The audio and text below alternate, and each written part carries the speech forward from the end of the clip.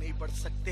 हस्सान कहते हैं व अहसन मिन कलम तरक़त्तु ऐनी व अजमल मिन कलम तलिद निसाउ खुलिक़्त मुबर्रअम मिन कुल्लि ऐबिन कअन्नका क़द खुलिक़्त कमा तशाउ।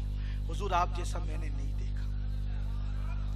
कौन कहा? हस्सान कहते आप जैसा नहीं देखा। लोग कहते हैं अपने जैसा, सहाबी कहते हैं आप जैसा किसी को नहीं देखा।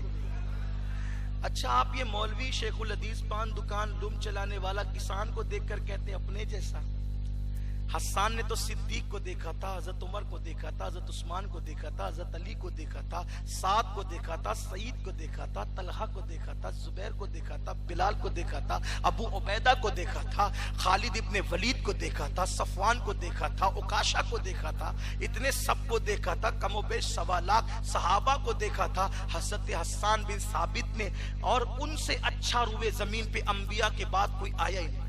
हुजूर के सहाबा से अच्छी जमात अंबिया के बाद जमीन पे कभी नहीं आया, कभी नहीं आ सकती। आ सकती है? नहीं आ सकती। इतने अच्छों को देख के हस्सान कहते वह अहसन मिन कलम तरक़त्तु ऐनी, आप जैसा मैंने किसी को नहीं देखा। आप किसान कह रहा मेरी जैसा, पान दुकान चलाने वाला कहता है मेरी जैसा। क्या जमाना आ गया, क्या लोग है। औकात तो देखिए। मैं और क्या बात करूं, मैंने कोई बात ही नहीं करना है, इसलिए कि मैंने तो महबूब का जिक्र करना। और आपको होशियार करना है, जरा देखो सहाबी का अकीदा क्या है और इन लोगों का अकीदा क्या है। हम जो आपको कहते हैं ना, बच्चों ऐसों को इमाम ना बनाओ, ऐसों से रिश्तेदारियां ना करो। अब कहते हैं तो मौलवी का झगड़ा है। क्या जन्नत में सिर्फ मौलवी ने जाना है, आपने नहीं जाना? शफात हुजूर की सिर्फ मौलवी ने लेना है, आपने नहीं लेना। मौलवी का झगड़ा नहीं है, ये मौलाए कायनात का झगड़ा है। ये झगड़ा हुजूर अलैहिस्सलाम की अजमत का झगड़ा है। कोई सारी जिंदगी 11वीं की नियाज नहीं करता, ना करे, हमारा उससे कोई झगड़ा नहीं। नफिल काम है, नफिल काम है। कोई सारी जिंदगी संदल नहीं चढ़ाता, मजार पे न चढ़ाया, हमारा उससे कोई झगड़ा नहीं, नफिल काम है। कोई सारी जिंदगी जुलूस में शरीक नहीं होता, न हो, उससे हमारा कोई झगड़ा नहीं है, नफिल काम है। हमारा झगड़ा इस पर है कि उन्होंने हमारे नबी की तौहीन की, नबी को गालियां दी, नबी के माँ बाप को गालियां दी।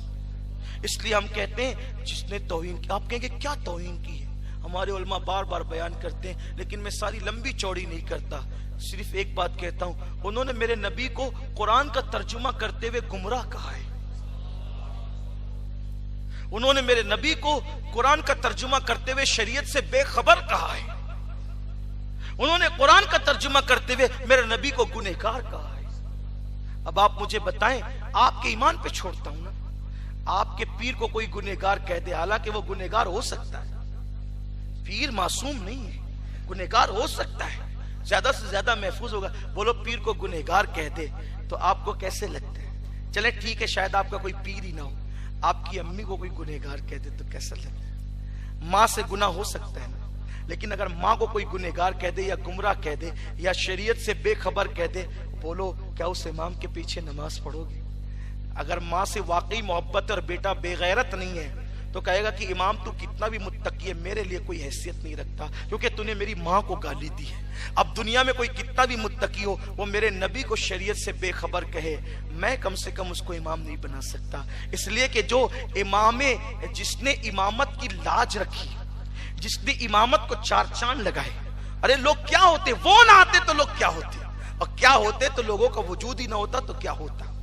जिसने सब कुछ अता किया, उस नबी को गुमराह कहा जा रहा है। कुरान के तर्जुमे में कौन सी किताब में क्या लिखा है ये छोड़ दो, अभी वे कुरान के तर्जुमे की बात कर रहा हूं, वरना चलो मेरे साथ उनकी मस्जिदों में और उनसे पूछो कौन सा तर्जुमा पढ़े, जो तर्जुमे का नाम वो बताएं, उसमें न गुस्ताखी बता दूं तो आज के बाद कभी उनके खिलाफ कोई तकरीर न करूंगा, अल्लाह की कसम खा करके कहता हूं। और अगर लिखी है उन्होंने बेअदबी, फिर उनसे रिश्तेदारियां कैसी, फिर उनको इमाम बनाना कैसा, फिर उनके साथ उठना बैठना कैसा? क्यों? कल मैदान महशर में सबको हुजूर की जरूरत होगी, मुझे और आप ही को नहीं, बल्कि खलीलुल्लाह को भी उनकी जरूरत होगी। वो जहन्नम में गया जो उनसे मुस्तगनी हुआ है खलीलुल्लाह को हाजत रसूलुल्लाह।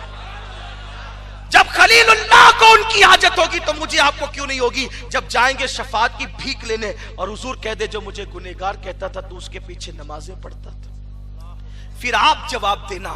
हम तो अपनी जिम्मेदारी पूरी कर चुके, हमारे ये बासफा उलमा, ये अल्लाह वाले लोग अपनी जिम्मेदारी पूरी कर चुके। तुम्हारी गालियां सुनते सुनते सदियां बीत रही है, महीने बीत रहे हैं, साल बीत रहे हैं, कमोबेश 2 सदियों से अहले सुन्नत के उलमा को गालियां दी जा रही है, फसादी है।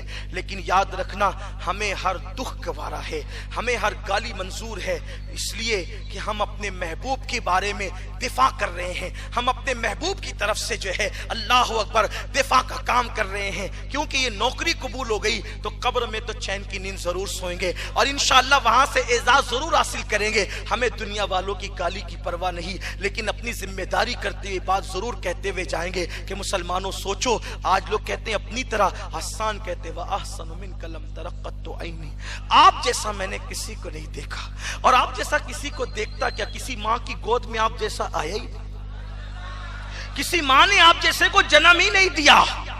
जब जन्म ही नहीं दिया तो हम देख कैसे सकते? कहते हैं खुलिक़्ता मुबर्रअम मिन कुल्ली ऐबिन, अल्लाह ने आपको हर ऐब से पाक पैदा किया।